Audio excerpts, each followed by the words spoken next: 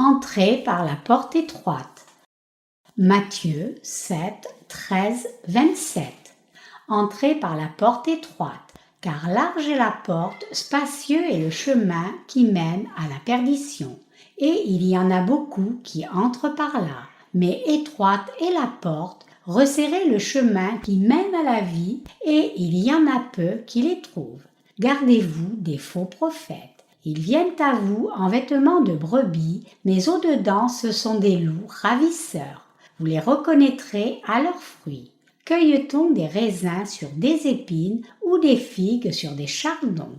Tout bon arbre porte de bons fruits, mais le mauvais arbre porte de mauvais fruits. Un bon arbre ne peut porter de mauvais fruits, ni un mauvais arbre porter de bons fruits. Tout arbre qui ne porte pas de bons fruits est coupé et jeté au feu. C'est donc à leurs fruits que vous les reconnaîtrez. Ceux qui me disent « Seigneur, Seigneur » n'entreront pas tous dans le royaume des cieux, mais celui-là seul qui fait la volonté de mon Père qui est dans les cieux.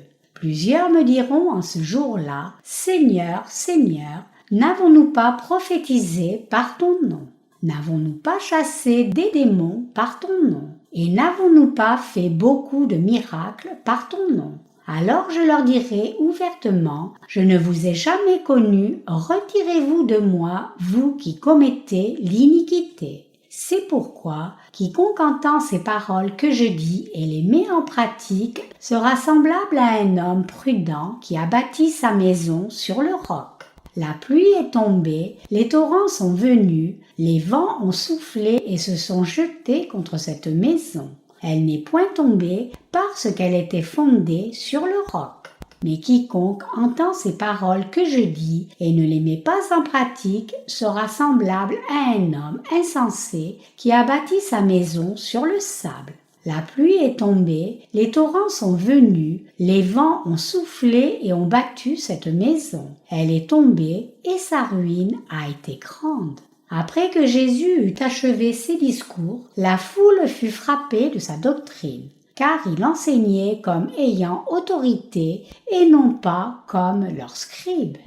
La porte étroite et le chemin resserré, peu nombreux sont ceux qui les trouvent.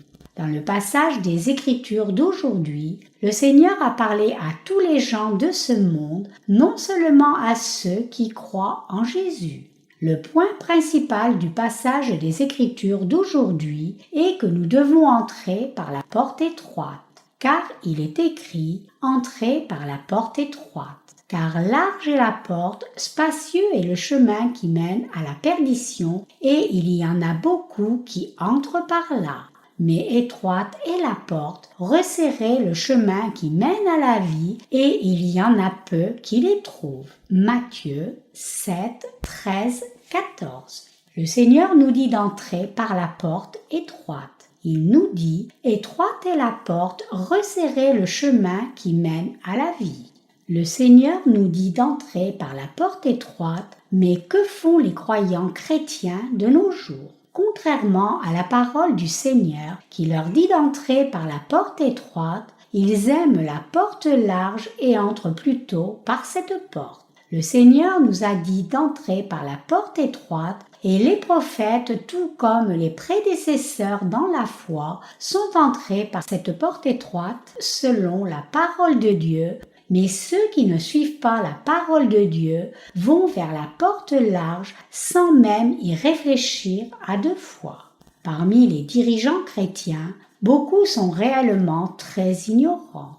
La plupart des prédicateurs de la parole de Dieu enseignent les croyants chrétiens de façon incorrecte sans connaître la vérité qui est révélée dans l'évangile de l'eau et de l'esprit. Et l'auditoire qui écoute leurs paroles est aussi anormal. Quand nous écoutons ce qu'ils disent, nous trouvons que c'est trop ridicule même de rester assis et de les écouter. Mais ils continuent de s'asseoir sur leur chaise et d'écouter très attentivement les paroles qui ne sont pas vraies. Beaucoup d'entre eux sont des gens éduqués et d'expérience. Bien sûr, le fait que quelqu'un ait de la connaissance du monde ne signifie pas nécessairement que cette personne soit intelligente. Mais même ces gens, avec du bon sens, sont assis là et écoutent ces paroles de non-sens des faux enseignants et sont d'accord avec eux. Les Écritures disent qu'il y a de tels gens qui entrent par la porte large. Donc, ceux qui prêchent la parole de Dieu faussement entrent par la porte large et ceux qui les suivent et entendent leurs faux enseignements essaient aussi d'entrer par cette même porte large. Ils prêchent et écoutent diligemment comme cela parce qu'ils sont du même genre. Je me sens vraiment triste quand je regarde les croyants chrétiens qui vont vers la porte large rapidement. Parmi les gens qui prêchent la parole de Dieu dans ce monde, certains prêchent la parole de Dieu correctement, mais d'autres ne prêchent pas la parole de Dieu correctement et prêchent seulement en utilisant leurs propres pensées méchantes. Une fois, j'ai regardé un pasteur de l'étranger prêcher sur une certaine chaîne de télévision chrétienne. Il conduisait le culte avec beaucoup de gens assemblés dans un endroit aussi grand qu'un énorme stade intérieur. Quand j'ai regardé cet auditoire, il semblait qu'ils essayaient fort à leur propre façon de croire en Dieu fidèlement.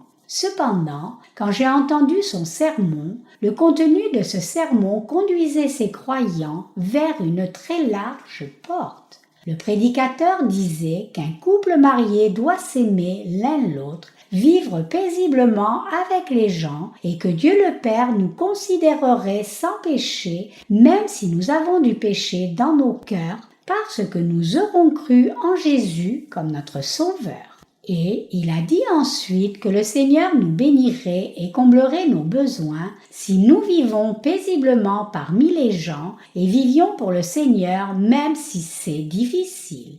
Le contenu de son sermon était plein de mots qui conduisent les gens à la porte large par laquelle le Seigneur nous a exhortés à ne pas entrer. Même dans notre pays, un certain prédicateur connu a rassemblé une fois des centaines de milliers de gens et a prêché des choses similaires. Ce prédicateur a donné une illustration.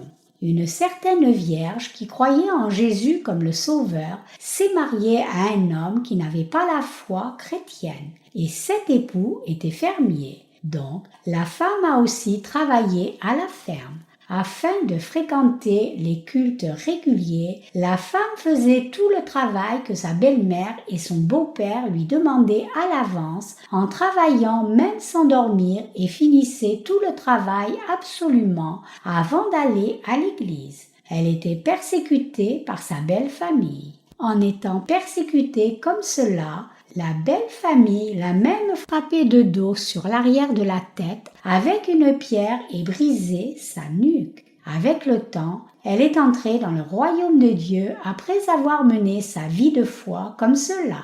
Cependant, son mari, sa belle-mère et son beau-père ont tous cru en Jésus parce qu'elle n'avait succombé à aucune persécution qui soit en vivant dans ce monde où ils ont vu sa foi et ont été inspirés par cela.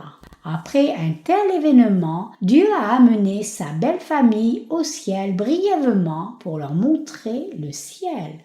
Ils l'ont vu dans le ciel et ont vu qu'un diamant se trouvait à l'arrière de sa tête.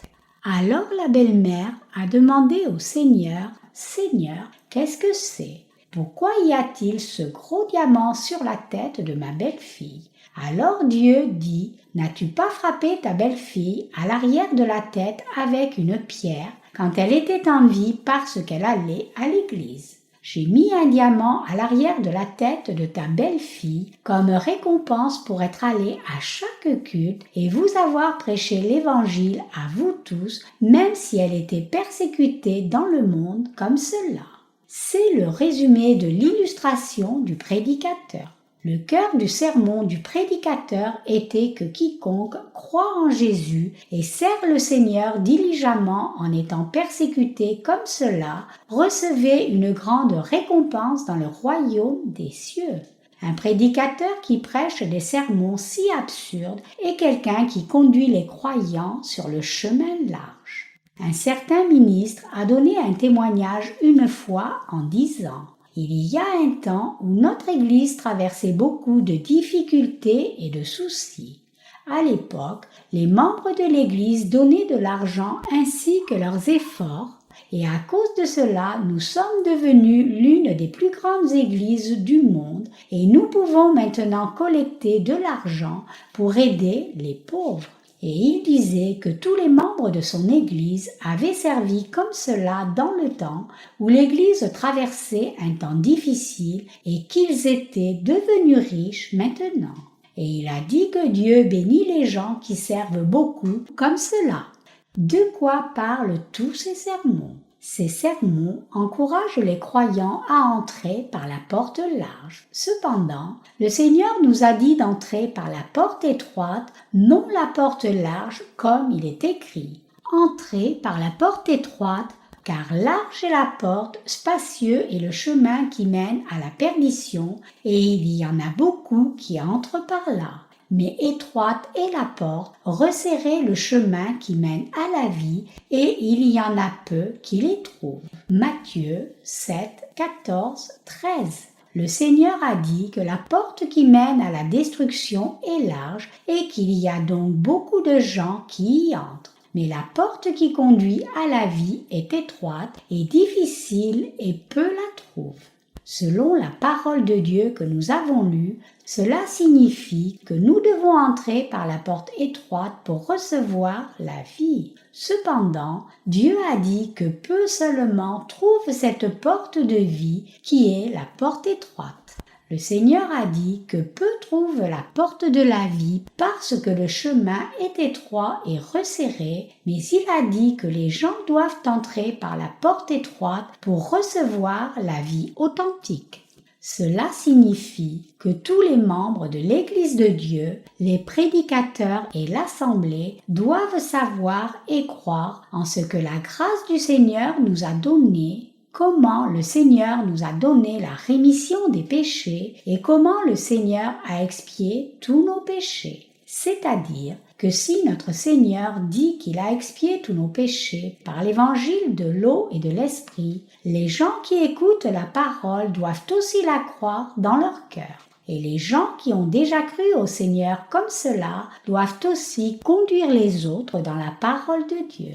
Vous et moi devons conduire les gens à cette porte étroite. Ainsi, les prédicateurs de l'évangile de l'eau et de l'esprit et l'auditoire qui écoute cet évangile authentique doivent être reconnaissants à Dieu par la foi qui croit en la parole de Dieu après l'avoir entendue et croyant. Le Seigneur a pris tous nos péchés sur lui par le baptême qu'il a reçu de Jean-Baptiste et a porté tous ses péchés à la croix, puis a reçu le jugement. Ainsi, le Seigneur a fait que nous tous qui croyons entrions dans le royaume de Dieu en effaçant tous nos péchés et recevant le jugement à notre place. Nous devons être reconnaissants à Dieu comme cela par la foi qui croit en l'évangile de l'eau et de l'esprit.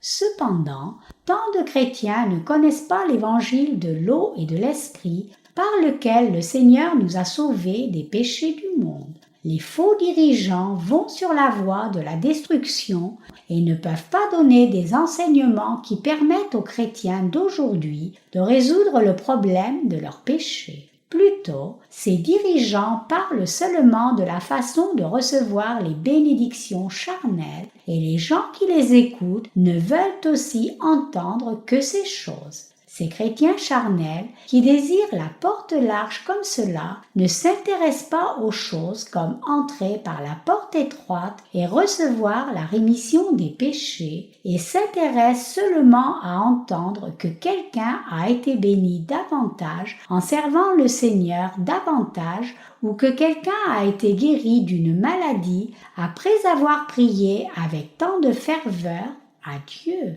De nos jours, beaucoup de programmes de ministère pour les familles sont en vogue. Donc, les prédicateurs aiment parler de beaucoup de choses comme comment un couple marié peut-il vivre harmonieusement, comment vivre ensemble sans se disputer. Ces sujets sont très populaires parmi les chrétiens d'aujourd'hui. Cependant, peu importe combien ces sujets sont populaires, Ce sont tous les sermons qui conduisent les chrétiens vers la porte large. Le Seigneur nous a dit de travailler dur pour entrer par la porte étroite et que quiconque entre par la porte étroite reçoit la vie. Mais les faux prédicateurs aujourd'hui montrent et louent constamment la porte large et conduisent beaucoup de chrétiens charnels vers la porte large. Qui sont ceux qui conduisent les gens à la porte large ? Comme le Seigneur l'a pointé dans le passage des Écritures d'aujourd'hui, les faux prophètes sont ceux qui conduisent les gens sur le chemin large. Les faux prophètes mettent un habit de brebis et viennent devant les gens avec une bonne apparence, mais en réalité, ils les volent. Ils font l'œuvre qui tue les âmes et détruit la vie des gens. Les faux prophètes volent le temps, les pensées et les âmes des gens afin de les dépouiller de l'argent durement gagné. Simplement, ces faux prophètes sont des loups. Ils sont des loups qui mettent un habit de brebis et prennent tout à ces gens déroutés. Dieu a dit que les faux prophètes sont les loups spirituellement, mais les gens ne le savent pas. Quand les faux prophètes leur disent de vivre vertueusement et décemment, l'Assemblée est d'accord aveuglément et suit ces faux prophètes. Le Seigneur nous a dit qu'il y a tant de ces faux prophètes. Ces faux prophètes sont des loups parce qu'ils savent bien qu'eux-mêmes ne sont pas nés de nouveau. Et ils sont des voleurs qui font des choses comme dévorer la vie des brebis et les priver même de leur nourriture. Les chrétiens déroutés qui ont été trompés par ces faux prophètes portent de mauvais fruits parce qu'ils ne sont pas les saints de Dieu qui sont entrés par la porte étroite. Le Seigneur compare les gens à des arbres disant « Vous les reconnaîtrez à leurs fruits. Cueille-t-on des raisins sur des épines ou des figues sur des chardons ? Tout bon arbre porte de bons fruits, mais le mauvais arbre porte de mauvais fruits. Un bon arbre ne peut porter de mauvais fruits, ni un mauvais arbre porter de bons fruits. » Matthieu 7, 16, 18. Cela signifie que ceux qui ne sont pas nés de nouveau conduisent les gens sur le chemin large et les gens qui suivent le chemin large ne portent pas de bons fruits. Ils deviennent des gens qui ne peuvent pas recevoir la nouvelle vie parce qu'ils n'entrent pas par la porte étroite. Ces gens sont les mauvais arbres que Dieu n'approuve pas. Donc, même si ces gens font de bonnes œuvres durant toute leur vie, le résultat final sera toujours du mauvais fruit. Ils viennent devant des gens déroutés et font tel et tel genre de gestes pour faire comme s'ils avaient fait de bonnes œuvres, mais la réalité, c'est que leur fin est d'être jetés dans le feu inextinguible parce qu'ils ne sont que des gens qui ne sont pas nés de nouveau et suivent le chemin large vers la destruction. Dieu dit qu'il retranchera un tel arbre et le jettera dans le feu. Matthieu 7, 19. Le Seigneur envoie ces gens en enfer. Les 10 ministres aujourd'hui devraient conduire leur assemblée sur le chemin étroit, mais la réalité est qu'ils les conduisent sur le chemin large. Ces ministres essaient seulement d'être approuvés par leur propre assemblée, alors qu'ils conduisent continuellement les gens sur le chemin large en se vantant seulement de leur propre justice. Ils chantent des hymnes très sincèrement et essaient fort d'être reconnus comme de bons ministres qui suivent le Seigneur fidèlement. Ils essaient d'avoir l'air très honnête et fidèle comme un ange devant l'assemblée et essaient de leur faire chercher la même chose que ce qu'ils cherchent. Nous appelons donc ces gens anges de lumière. 2 Corinthiens 11, 14. Cependant, tout ce qu'ils font et disent est mensonge. Une personne qui n'est pas née de nouveau peut-elle authentiquement bien faire? Comment une personne qui n'est pas née de nouveau peut-elle conduire les autres sur le bon chemin?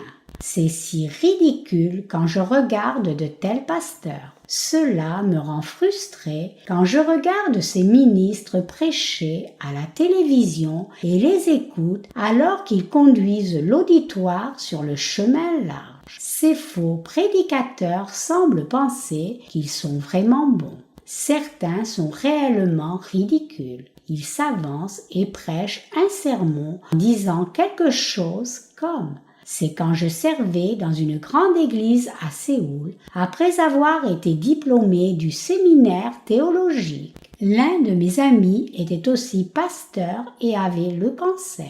Alors que cet ami mourait, il a laissé la volonté que je dirige le service funéraire parce qu'il était vraiment certain que j'étais un vrai serviteur de Dieu.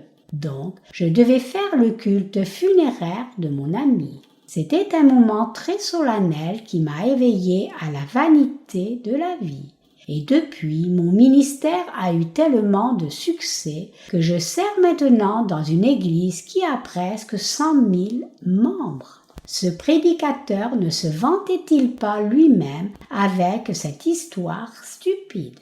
Quelqu'un ne prêcherait-il pas l'évangile de l'eau et de l'esprit aux autres si le prédicateur connaissait l'évangile authentique?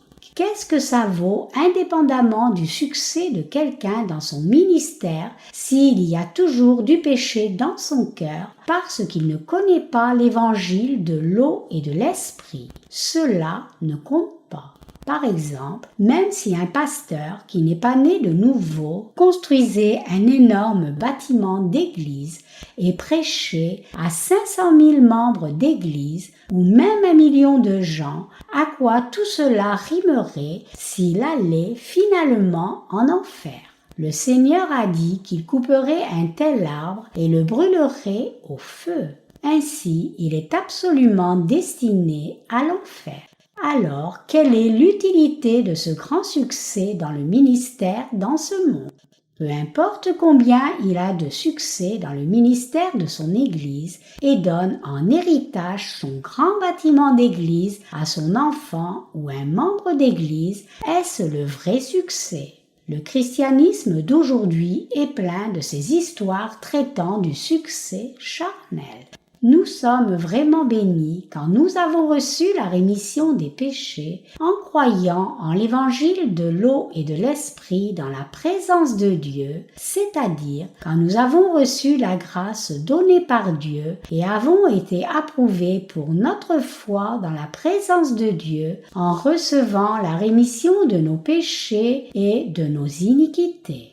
Nous évaluons la vie des gens comme ayant du succès seulement quand ils ont reçu cette grâce du salut dans la présence de Dieu, vivent par la foi, vont dans le royaume éternel de Dieu quand le Seigneur les appelle et jouissent de la vie éternelle. Autrement, ils ont complètement échoué s'ils finissent en enfer. Donc, David a aussi déclaré ceci. Heureux celui à qui la transgression est remise, à qui le péché est pardonné. Heureux l'homme à qui l'Éternel n'impute pas d'iniquité et dans l'esprit duquel il n'y a point de fraude. Psaume 32, 1, 2. Cependant, les pasteurs aujourd'hui qui vont sur le chemin large pensent qu'ils ont obtenu le succès bien qu'ils marchent sur le chemin de l'enfer. Alors, quel est le sort des croyants qui suivent ces pasteurs? Quelle utilité pour les pécheurs chrétiens d'être assemblés nombreux et d'adorer ainsi? À quoi cela sert s'il y a toujours du péché dans leur cœur? Quand Dieu a dit à Abraham d'offrir son fils comme holocauste, Abraham a obéi à cette parole et s'est préparé à offrir son fils. À l'époque, Dieu avait préparé un bélier comme sacrifice et Abraham a appelé le lieu du nom de Jéhovah Jireh, qui signifie l'Éternel pourvoira. Genèse 22, 14. Abraham a ensuite offert le bélier en sacrifice à la place de son fils Isaac. Marcher sur le chemin resserré et entrer par la porte étroite, c'est obéir à la parole de Dieu comme elle est donnée, tout comme Abraham a obéi à la parole, peu importe combien elle était inacceptable pour lui. Le Seigneur nous a dit d'être fidèles pour entrer par la porte étroite parce que nous périrons certainement si nous allons sur le chemin large. Quiconque est un chrétien doit avoir lu cette parole au moins une fois. La plupart des pasteurs et des laïcs ont probablement entendu cette parole plusieurs fois. Les livres de l'Évangile du Nouveau Testament, comme l'Évangile de Matthieu, sont les paroles de l'Écriture que chaque prédicateur prêche généralement des milliers de fois pendant sa vie entière de ministère. Mais peu trouvent le chemin étroit qui mène à la vie parce que c'est un chemin resserré. Peut-il y avoir un chrétien qui ne connaisse pas le passage des Écritures qui suit ? Demandez et l'on vous donnera. Cherchez et vous trouverez. Frappez et l'on vous ouvrira. Matthieu 7, 7.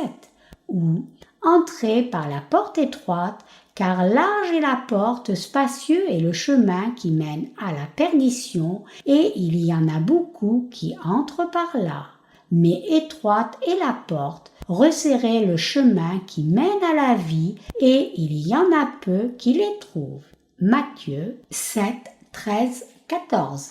Tous les chrétiens ont entendu ou lu ces paroles des Écritures au moins une fois. Alors, les chrétiens ne devraient-ils pas prendre le temps de réfléchir s'ils vont ou non sur le chemin large? Si une personne a du péché dans son cœur, même en croyant en Jésus, alors cette personne est absolument sur le chemin large. Je suis si frustrée quand je les regarde. Le succès du présent n'est pas le succès authentique et seul celui qui rit à la fin est vraiment la personne à succès. Une personne doit recevoir la rémission des péchés si elle veut rire au dernier jour. Une personne doit au moins recevoir la rémission des péchés et connaître la volonté de Dieu et vivre selon la volonté de Dieu pour rire à la fin. Afin de rire dans vos derniers jours, vous n'avez d'autre choix que recevoir la rémission des péchés en croyant en l'évangile de l'eau et de l'esprit. Cependant, la plupart des ministres ne sont pas comme cela. Ils nous demandent comment nous pouvons savoir si une personne est née de nouveau ou pas. Donc, ils disent que tout chrétien doit seulement vivre vertueusement puisqu'il ne peut pas savoir s'il est né de nouveau. Ils pensent qu'ils doivent vivre vertueusement parce qu'ils ont des péchés et que c'est le seul moyen de résoudre leurs problèmes de péché. En d'autres termes, les chrétiens d'aujourd'hui disent qu'ils doivent vivre vertueusement dans ce monde afin de ne pas aller en enfer parce qu'ils n'ont pas de conviction sur leur futur au ciel ou en enfer. Les 10 grands ministères, parmi beaucoup de ministres du monde aujourd'hui, enseignent comme cela les membres de leur Église. Puisqu'ils ne savent pas s'ils vont au ciel ou en enfer, ils prétendent et prêchent la doctrine chrétienne de la prédestination, disant: comment savoir qui a été choisi ou non dans la présence de Dieu? Le Seigneur a dit qu'on reconnaît un arbre à ses fruits. Donc, nous pouvons reconnaître les choisis des perdus juste par leurs œuvres. Si vous croyez en Jésus et fréquentez chaque culte de l'Église, alors vous avez été choisis et ceux qui ne le font pas n'ont pas été choisis. Mais si un certain croyant demande: alors je dois aller au ciel puisque j'ai été choisi parce que je crois en Jésus et fréquente l'Église maintenant, est-ce vrai? Le ministre répond alors: personne ne sait si quelqu'un va au ciel ou en enfer. Dieu seul le sait. Et si un autre croyant demande: alors, si j'ai cru en Jésus avec la compréhension que j'irai au ciel juste en croyant en Jésus, mais qu'à la fin je me retrouve en enfer, il n'y a pas de moyen de revenir en arrière et de changer cette tragédie, n'est-ce pas? Le ministre répond alors: oui, tu n'as pas d'autre choix que le jugement de Dieu. Il n'y a pas de moyen de revenir en arrière et de le changer. Généralement, ces pasteurs célèbres ou ces 10 théologiens très humbles confirment cette notion. C'est la preuve même qu'ils sont effectivement de faux prophètes. Ceux qui ne croient pas en l'évangile de l'eau et de l'esprit en cette époque présente sont de faux prophètes, hérétiques, mercenaires et les pécheurs chrétiens qui sont destinés à l'enfer. Cependant, ce qui me rend si triste, c'est qu'il y ait tant de pécheurs chrétiens qui vont droit sur le chemin large comme cela. Nous pouvons regarder autour de nous et voir tellement de ces chrétiens-là. Il y a beaucoup de ministres qui apparaissent dans les programmes de télévision aujourd'hui et parmi ces ministres, il y a un ministre qui est aussi amusant que le meilleur comédien du moment. Je suis si embarrassée quand il apparaît dans un programme TV. Il parle avec la Bible ouverte, mais il ne peut pas parler clairement d'un seul verset des Écritures par rapport à ce qu'il dit. Il fait juste entrer la parole de façon ridicule dans ce qu'il veut dire, mais les gens assemblés là l'écoutent et l'apprécient tellement. Et vous pouvez voir que la majorité des gens dans l'auditoire sont des femmes d'âge moyen. Ces femmes d'âge moyen sont juste amoureuses de lui. Il est si populaire auprès d'elles. Nous devons savoir combien sont nombreux ceux qui vont sur le chemin large. Aujourd'hui, tant de gens vont à la destruction comme cela. Ceux qui trompent les gens et ceux qui sont trompés vont tous vers la destruction. C'est pour cela que le Seigneur nous a avertis par rapport aux faux prophètes. Qui sont les gens qui font la volonté de Dieu le Père dans les cieux? Lisons la parole de l'évangile de Matthieu, chapitre 7, versets 21 à 23. Ceux qui me disent « Seigneur, Seigneur » n'entreront pas tous dans le royaume des cieux, mais celui-là seul qui fait la volonté de mon Père qui est dans les cieux. Plusieurs me diront en ce jour-là « Seigneur, Seigneur, n'avons-nous pas prophétisé par ton nom? N'avons-nous pas chassé des démons par ton nom? Et n'avons-nous pas fait beaucoup de miracles par ton nom? Alors je leur dirai ouvertement, je ne vous ai jamais connu, retirez-vous de moi, vous qui commettez l'iniquité. » Le Seigneur l'a absolument dit comme cela. Donc, ceux qui prennent le chemin large sont sur la voie de la destruction et ils vont par conséquent droit dans le feu éternel. Il y a tant de chrétiens qui sont maintenant sur le chemin large comme cela. Le Seigneur nous a dit comment ces gens mènent leur vie de foi. D'abord, il a dit « Ceux qui me disent « Seigneur, Seigneur » n'entreront pas tous dans le royaume des cieux. » Matthieu 7, 21. Ceux qui disent à Jésus « Seigneur, Seigneur » sont les gens qui croient en Jésus. Cependant, le Seigneur dit que ce ne sont pas tous ceux qui croient en Jésus qui entreront dans le royaume des cieux, mais que c'est seulement ceux qui croient selon la volonté de Dieu qui entreront au ciel. La volonté de Dieu le Père était d'envoyer son Fils dans ce monde et faire que son Fils reçoive le baptême de Jean-Baptiste et expie tous nos péchés et nous sauve en mourant à la croix. Et le Seigneur Jésus a accompli toutes ses œuvres fidèlement en obéissance à son Père. Donc, quiconque reçoit la rémission des péchés en croyant en la justice de Jésus-Christ entrera dans le royaume des cieux. Et ces gens qui croient en cet évangile authentique sont ceux qui passent par le chemin étroit. Mais ceux qui ne croient pas en l'évangile de l'eau et de l'esprit, mais vont plutôt sur le chemin large, diront au Seigneur « Seigneur, Seigneur, n'avons-nous pas prophétisé par ton nom? N'avons-nous pas chassé des démons par ton nom? Et n'avons-nous pas fait beaucoup de miracles par ton nom? » Matthieu 7, 22. Ceux qui prennent le chemin large sont ceux qui prétendent être prophètes. Alors, qui sont les 10 prophètes de Dieu? Ne sont-ils pas ceux qui prétendent connaître et enseigner la parole de Dieu? Ils ont enseigné le nom du Seigneur à leurs disciples. Ils enseignent que quiconque croit seulement au sang de Jésus à la croix va recevoir la rémission des péchés et que vous pouvez aller au ciel même si vous avez toujours des péchés dans votre cœur si vous croyez en Jésus. Les faux prophètes enseignent de fausses informations à tant de gens. Bien sûr, ils enseignent aussi aux gens que Jésus est Dieu. Et ils enseignent que Jésus est devenu notre Sauveur en étant condamné pour tous nos péchés et en subissant toute la souffrance à la croix. Et ils enseignent aussi aux gens que quiconque croit en Jésus comme le Sauveur recevra la rémission des péchés.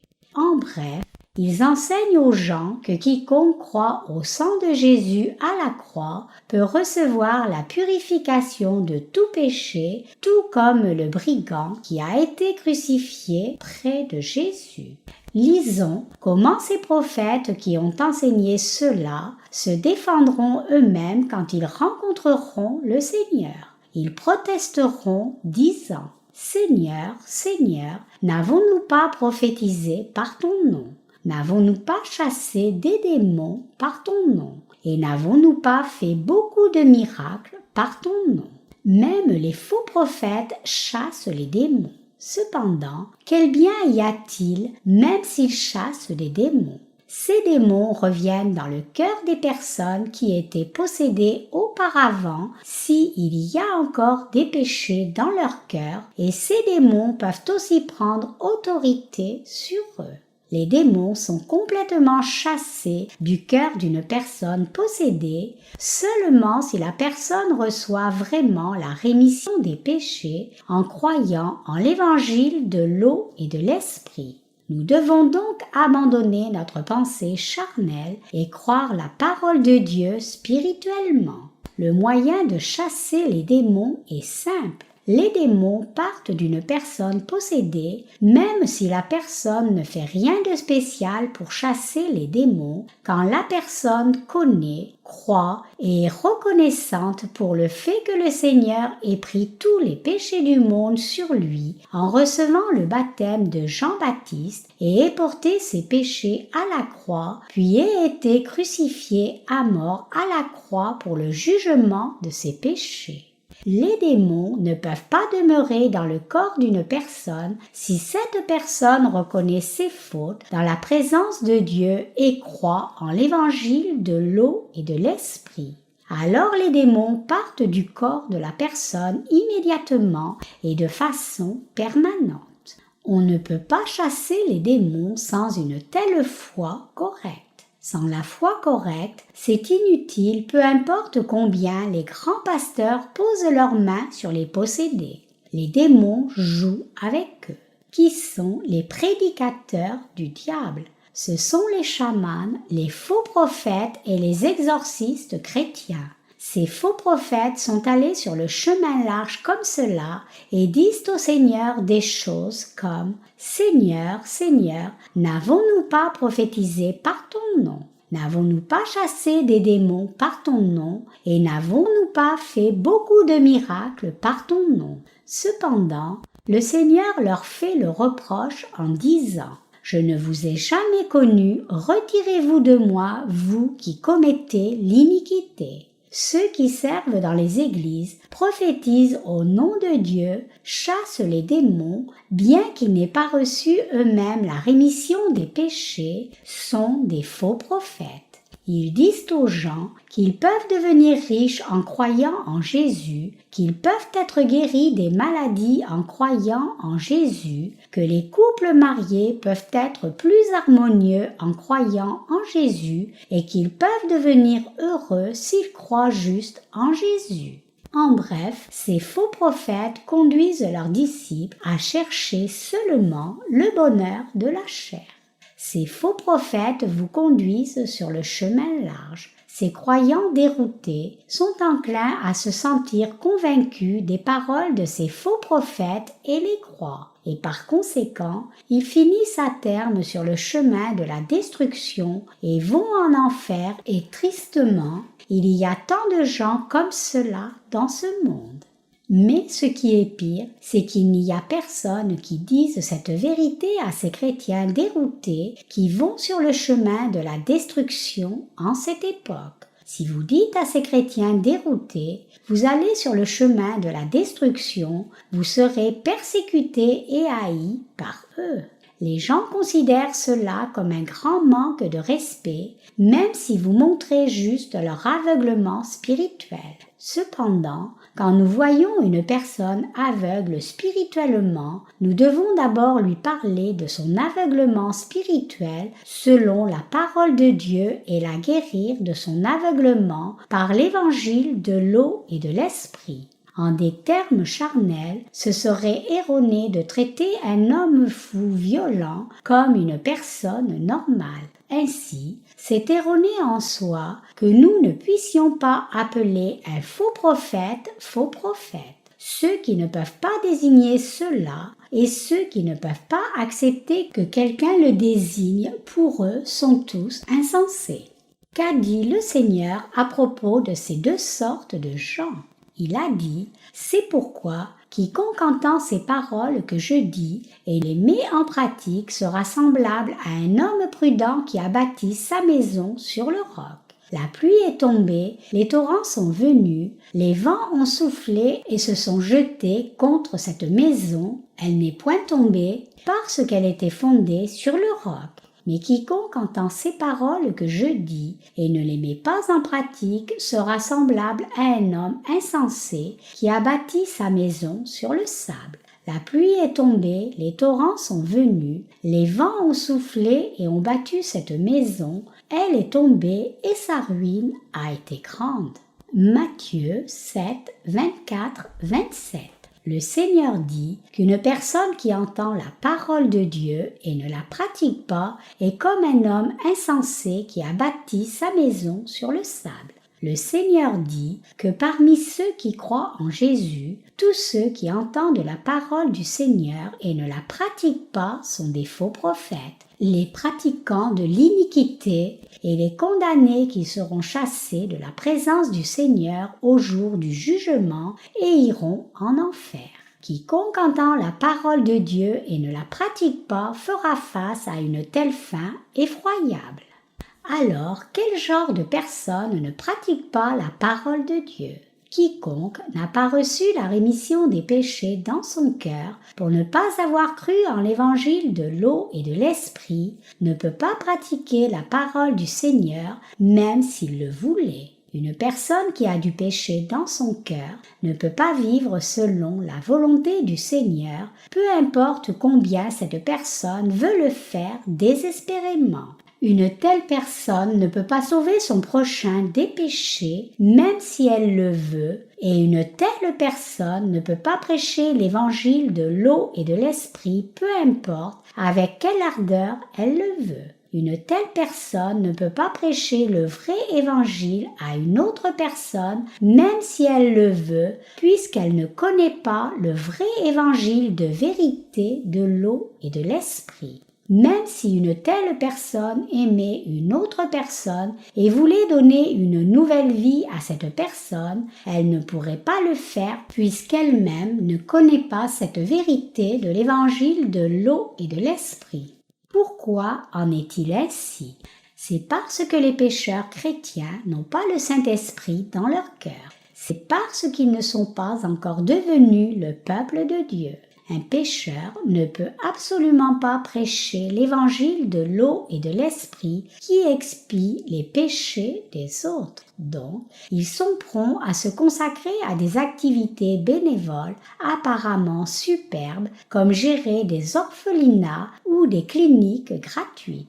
Il peut sembler qu'ils fassent des œuvres justes, mais ils ne sont pas approuvés par Dieu parce qu'ils se vantent réellement de leur propre justice humaine. C'est parce que leur foi parle de la justice de leur chair au lieu de croire en la justice de Dieu. Le Seigneur a dit « Tu aimeras ton prochain comme toi-même » Matthieu 19, 19. Mais peuvent-ils suivre ce commandement ? Non, ils ne peuvent pas. ils ne peuvent pas arriver au point d'obéir pleinement à ce commandement. Ils ne peuvent absolument pas le faire. Par conséquent, une telle personne a bâti la maison de sa foi sur le sable. Donc, cette maison s'écroule quand la pluie tombe, les torrents viennent et le vent souffle et frappe cette maison. Quand il y a une inondation et beaucoup d'eau qui coule, la maison qu'ils ont bâtie sur le sable est balayée entièrement avec le sable et leur maison disparaît complètement. Cependant, la maison bâtie sur le roc solide tient ferme quand la pluie descend, le torrent coule et le vent souffle et frappe cette maison parce que l'eau ne peut pas détruire le roc. Quel genre de personne peut entendre la parole de Dieu et la pratiquer juste telle qu'elle? Il y a quelques personnes qui marchent sur le chemin étroit. Ce sont les gens qui sont entrés sur le chemin de la vie. Seuls ces gens peuvent faire de vrais actes vertueux et vraiment aimer les autres. Indépendamment de la grandeur d'un ministère, la célébrité de quelqu'un comme dirigeant d'un mouvement social ou d'un service orienté sur le social et combien quelqu'un aime ses prochains et ses amis et essaie de les aider, cette personne n'est rien si cette personne ne peut pas prêcher l'évangile de l'eau et de l'esprit qui fait recevoir la purification de tout péché dans le cœur, blanc comme neige. Si un pasteur ne connaît ni ne croit l'évangile de l'eau et de l'esprit, alors ce pasteur ne peut faire aucun bien. Par conséquent, un tel pasteur ira en enfer comme le Seigneur a dit. La pluie est tombée, les torrents sont venus, les vents ont soufflé et ont battu cette maison. Elle est tombée et sa ruine a été grande. Une maison de fausse foi s'écroule. Peu importe combien une personne croit fidèlement seulement au sang de Jésus-Christ et essaie de mener une vie de foi, peu importe combien d'œuvres miraculeuses elle fait, comme chasser des démons et donner beaucoup d'argent, peu importe combien elle se donne à Dieu et mène une vie comme ouvrier, peu importe combien une personne a obtenu un grand statut social et indépendamment que l'on soit ancien, diacre ou pasteur dans une église ou qu'une personne soit surintendant ou directeur d'une dénomination ou un pasteur renommé dans le monde entier, une telle personne ne peut pas écouter la parole du Seigneur et la pratiquer correctement si elle a encore du péché dans son cœur parce qu'elle n'a pas cru en l'évangile de l'eau et de l'esprit. Donc, une telle personne est comme celui qui bâtit sa maison sur le sable. Celui qui ne croit pas en l'évangile de l'eau et de l'esprit est une personne qui est entrée par la porte large au lieu de la porte étroite. Et ce sont des gens qui conduisent les autres vers la porte large. Le Seigneur a dit que la maison de la foi d'une telle personne tombera. Maintenant, le Seigneur dit qu'il jugera chacun pour ses péchés quand il viendra. Le Seigneur a dit, et comme il est réservé aux hommes de mourir une seule fois, après quoi vient le jugement. Hébreux 9, 27. Et le Seigneur jugera sur la base du fait qu'on ait du péché ou non. En d'autres termes, le Seigneur vous jugera sur la base du fait que vous ayez cru ou non en l'évangile de l'eau et de l'esprit.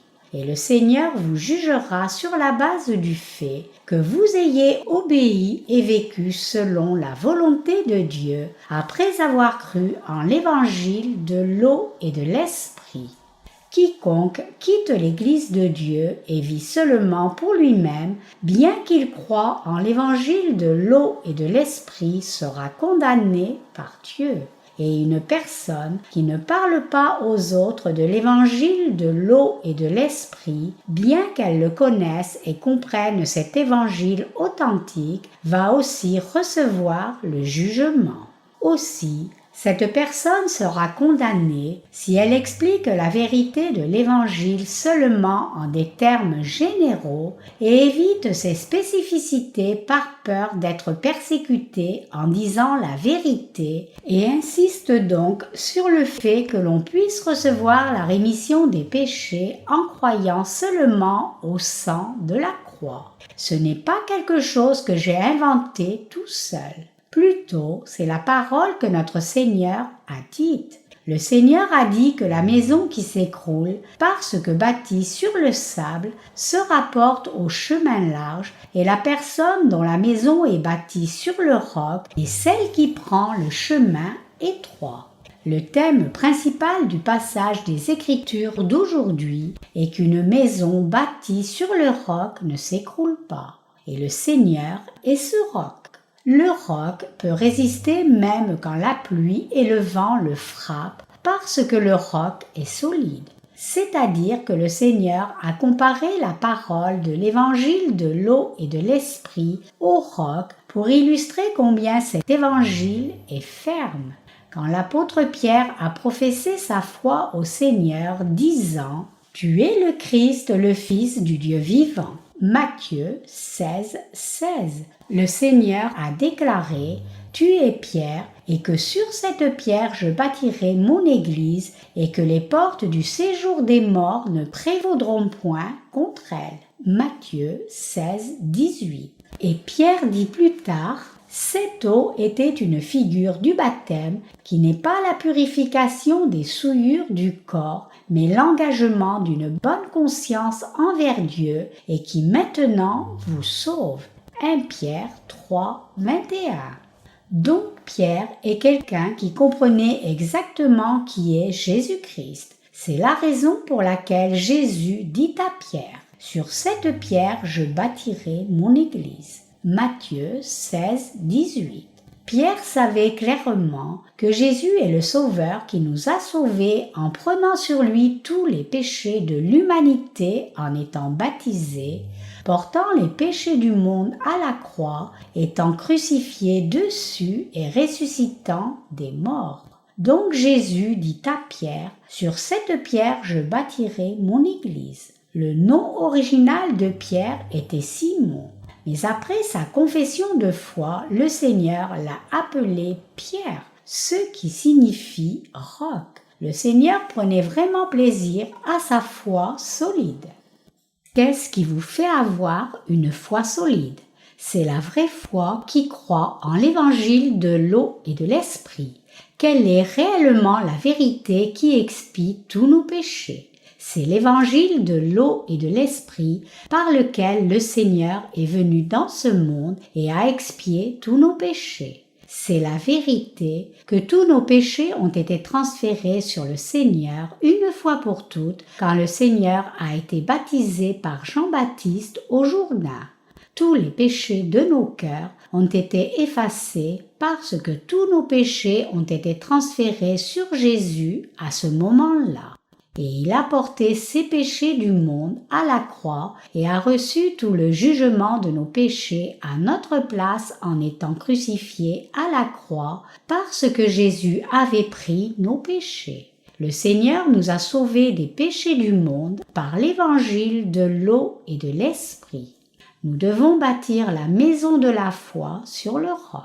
Nous devons avoir le genre de foi qui nous permet d'entrer par la porte étroite. Notre foi doit être quelque chose qui nous conduit à entrer par la porte de la vie.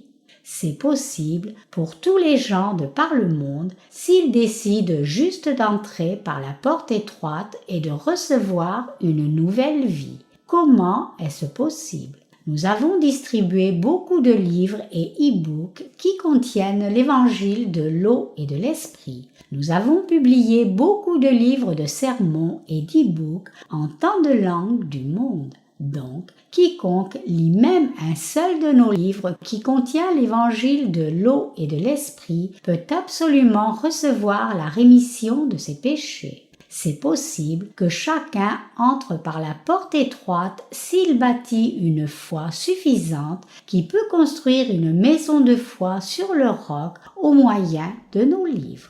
c'est l'époque électronique d'Internet.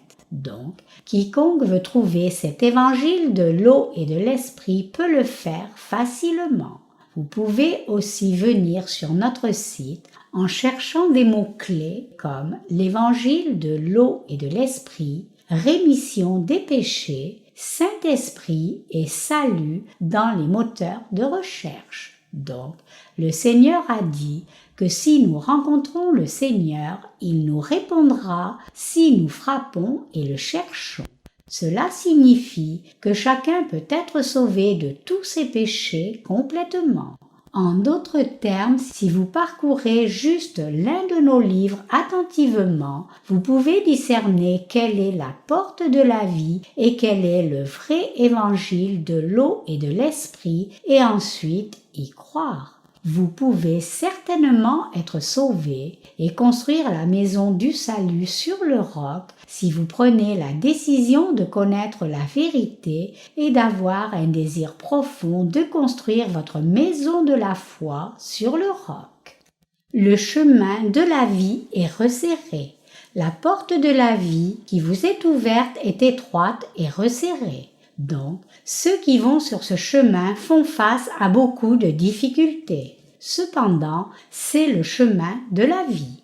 Vous pouvez aller sur ce chemin par la foi. Le chemin large peut sembler bien, mais le chemin étroit est plus merveilleux et nous pouvons être plus reconnaissants à Dieu pour ce chemin. Le chemin de la vie est effectivement étroit. N'importe qui ne peut pas entrer par la porte étroite, mais seuls ceux qui veulent réellement marcher sur le chemin étroit peuvent entrer par la porte étroite finalement. Le chemin étroit est un tel chemin que chacun doit se mettre seul à la file pour passer parce que c'est étroit. Même si c'est un tel chemin étroit, beaucoup de gens peuvent le prendre s'ils veulent bien se mettre en ligne et entrer pendant 50 ans, 100 ans ou 1000 ans. Cependant, la plupart des gens ne marchent pas sur le chemin étroit. Pourquoi sont-ils prompts à marcher sur le chemin large qui est le chemin de la destruction?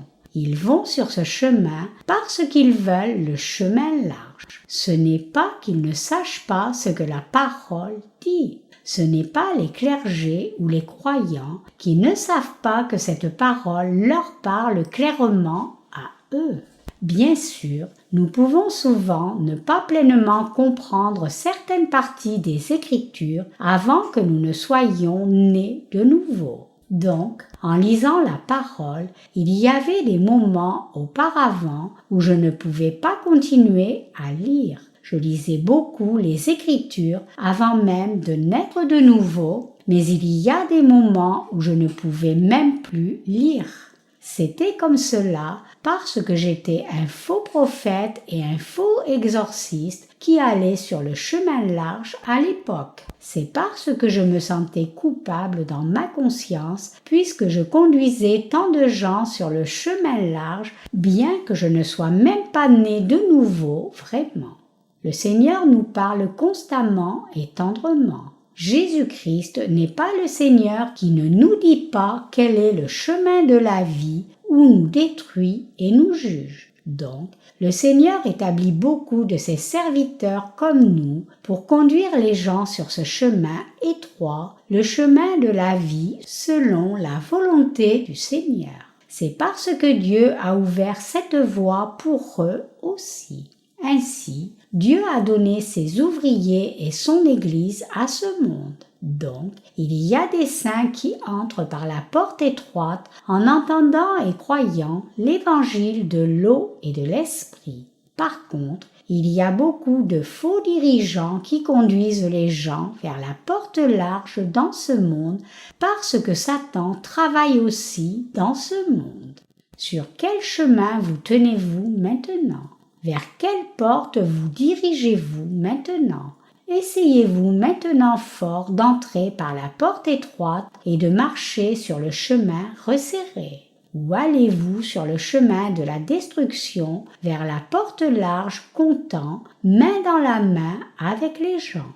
Nous devons discerner quel genre de foi nous avons et être en mesure de voir cela correctement dans la parole de Dieu. Le Seigneur a dit, en vérité, je te le dis, si un homme ne naît d'eau et d'esprit, il ne peut entrer dans le royaume de Dieu. Jean 3, 5.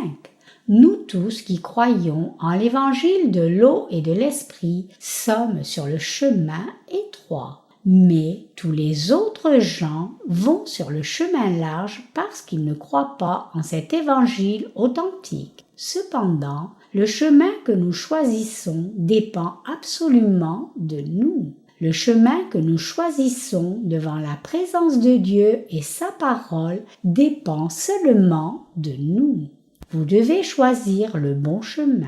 Une décision peut soit amener votre âme sur le chemin vers le ciel ou vers l'enfer. Je veux que vous choisissiez le chemin correct. Les chrétiens de par le monde entier maintenant prennent le chemin large. Cependant, il y a tant de gens de par le monde entier qui passent par le chemin étroit, tout comme nous ici. Il y a réellement beaucoup de nos partenaires de par le monde entier, localement et à l'étranger. Parmi eux se trouve Pasteur Jim Montgomery des Pays-Bas, Frère Phil Grant de Nouvelle-Zélande, Pasteur Francisco Salcido de Mexico, Pasteur Francisco V. Escobar du Pérou, Frère Julian Chatterton des Antilles, Pasteur Peter Lee du Vietnam, Pasteur Stéphane Benjamin du Pakistan et Frère Roshan Rai du Bhoutan. Ces partenaires étrangers ont été officiellement désignés comme évangélistes de la mission de la nouvelle vie. Il y a aussi d'autres partenaires dévoués à l'étranger,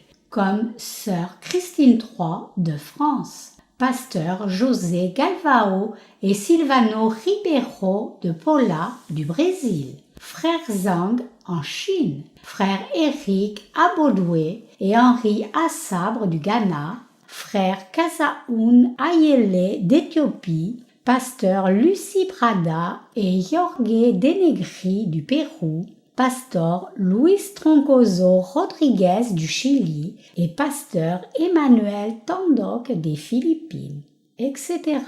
Nous ne pouvons pas lister tous nos partenaires fidèles ici pour une question d'espace, mais Dieu connaît tout leur dévouement à son œuvre. Et beaucoup de nos partenaires et saints à l'étranger nous envoient leurs témoignages de salut depuis le monde entier. Bien sûr, certains d'entre eux marchent bien sur le chemin de la foi après avoir reçu le salut par l'évangile de l'eau et de l'esprit, mais d'autres pas. Les derniers sont des gens qui abandonnent la voie de la justice de Dieu après avoir reçu le salut de leurs péchés et ils suivent donc la voie de la destruction. Ceux qui suivent le chemin étroit après avoir été sauvés des péchés sont les gens qui marchent sur le chemin de la vie. Ils sont réellement sur le chemin étroit, le chemin de la vie. Est-ce absolument clair ou non? Vous et moi, allons-nous sur le chemin étroit maintenant ou marchons-nous sur le chemin large? Nous qui croyons en l'évangile de l'eau et de l'esprit sommes vraiment unis à l'Église de Dieu et sommes clairement bénis et allons sur le chemin étroit. Nous sommes vraiment chanceux. Nos vies sont dignes, même si nous marchons sur le chemin étroit après avoir reçu la rémission de nos péchés. Ce chemin étroit est même large pour nous quand nous marchons par la foi en croyant en la justice de Dieu. Il y a tant de choses que nous devons faire et aussi tellement de choses à préparer pour faire l'œuvre juste dans l'Église de Dieu. Chers croyants, je veux réellement que vous deveniez une personne sage plutôt qu'une personne insensée. Le Seigneur nous dit cela dans le passage des Écritures d'aujourd'hui. La chose que je veux aussi, c'est que beaucoup de gens, de par le monde entier, entrent par la porte étroite. Ce chemin est étroit et resserré, mais ce n'est pas si étroit et resserré que les gens ne peuvent pas y marcher. D'une certaine façon, il vaut mieux marcher et vivre sur ce chemin étroit. Je serais mort physiquement et spirituellement si je n'avais pas rencontré l'évangile de l'eau et de l'esprit, si je n'avais pas compris le secret des Écritures quand je lisais. J'allais devenir un pasteur peu après avoir fini les études de théologie dans une école diplômante du séminaire et j'aurais dû prêcher chaque jour aux gens de recevoir la rémission des péchés alors que j'aurais toujours eu des péchés intacts dans mon cœur. Le chemin large n'est pas toujours confortable et merveilleux. Cependant, tant de gens vont sur le chemin large. Nous avons le désir de servir dans un bel endroit, d'être traités avec respect et d'être dans le confort parce que nous humains avons la chair. La chair humaine est clairement séculière comme cela. Aucun être humain ne peut échapper à cela. Cependant, il est mal de rechercher ces choses et d'aller sur la voie large. Ces pasteurs qui suivent les désirs de la chair avec leurs péchés intacts dans leur cœur, peuvent-ils servir faussement comme cela et avoir une conscience claire? Leur cœur est toujours plein d'angoisse. Comment un pasteur honnête pourrait-il servir dans cet état délirant? Il vaudrait mieux abandonner cela et gagner sa vie honnêtement en vendant des fruits et des légumes ou en nettoyant la rue. Ce serait mieux que d'escroquer les gens. Ces pasteurs méchants sont ceux qui ne peuvent même pas enseigner à leurs membres d'église l'évangile de l'eau et de l'esprit et enseignent seulement à croire au sang de la croix seul. J'étais aussi comme cela avant de naître de nouveau. J'ai aussi enseigné aux membres de mon Église de croire seulement au sang de la croix. Mais j'avais des péchés dans mon cœur, même si je disais de telles choses. Cependant, le Seigneur m'a enseigné l'évangile de l'eau et de l'esprit personnellement par la parole de Dieu. La situation suivante est arrivée peu après que j'ai cru en l'évangile de l'eau et de l'esprit tout au début. Un jour, j'ai rencontré un certain ministre que je connaissais bien personnellement dans un bus. Je l'ai salué et me suis assis près de lui. Alors, il m'a dit « J'ai dirigé un culte quelque part la semaine dernière et 3000 personnes étaient assemblées. Pendant que je prêchais, j'ai invité tous les malades à monter sur le podium et j'ai posé mes mains sur chaque partie douloureuse de leur corps et prié pour eux un à un. J'ai dit « Satan part au nom de Jésus-Christ et soyez guéris de cette maladie. » J'ai fini mes prières en disant « Je prie au nom de Jésus-Christ. Amen. » Puis j'ai dit à toute personne malade de se lever et chacune s'est levée instantanément. Ainsi, le ministère a été un grand succès. Il se vantait en fait de sa propre justice. J'étais dégoûté spirituellement quand j'ai entendu les paroles d'un tel faux prophète. J'allais de toute façon quitter ce faux ministère et quand j'ai entendu ce ministre me dire cela, j'ai décidé dans mon cœur de quitter aussi rapidement que je le pourrais et j'ai par conséquent quitté cette vie de fausseté sans aucun regret. Et j'ai décidé de faire l'œuvre de prédication de l'évangile de cet évangile vrai et pur de l'eau et de l'esprit. J'ai prié Dieu, « Dieu, je veux prêcher ce merveilleux évangile. Cependant, je n'ai même pas d'argent, je n'ai rien. Si j'avais trompé les gens avec leur argent gagné difficilement pendant que je travaillais au centre de prière que ma mère adoptive dirigeait, j'aurais eu de l'argent. Cependant, je n'avais pas d'argent parce que je n'avais jamais reçu aucun argent pour imposer les mains sur des croyants désespérés. À ma propre façon, je croyais que c'est honnête de ne pas recevoir d'argent comme cela. Donc, je n'ai pas reçu d'argent du tout pendant que j'ai servi là-bas.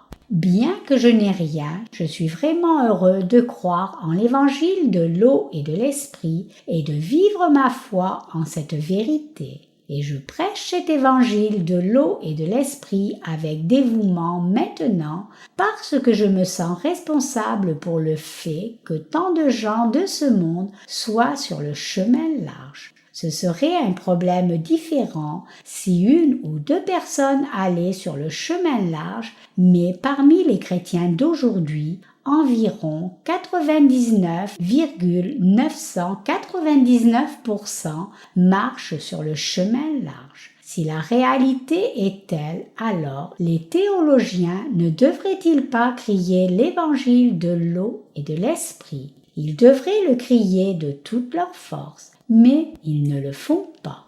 Donc, puisqu'ils refusent de faire cela, nous crions l'évangile de l'eau et de l'esprit par le ministère de la littérature comme cela. J'ai pleinement écrit mon style de sermon sur la préface de mon premier livre de sermons 10 ans.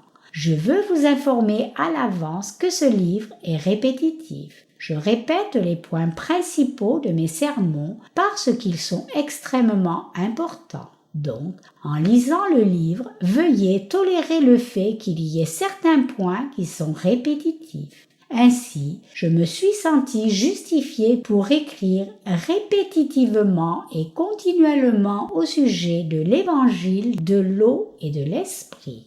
Dieu nous a fait marcher sur le chemin étroit et le chemin de la vie et nous a fait servir cet évangile de l'eau et de l'esprit et je suis vraiment reconnaissant à Dieu pour toutes ces choses. Maintenant, vous devez aussi aller sur le chemin étroit en croyant en l'évangile de l'eau et de l'esprit. Et nous devons ainsi plaire au cœur de Dieu en marchant sur ce chemin étroit.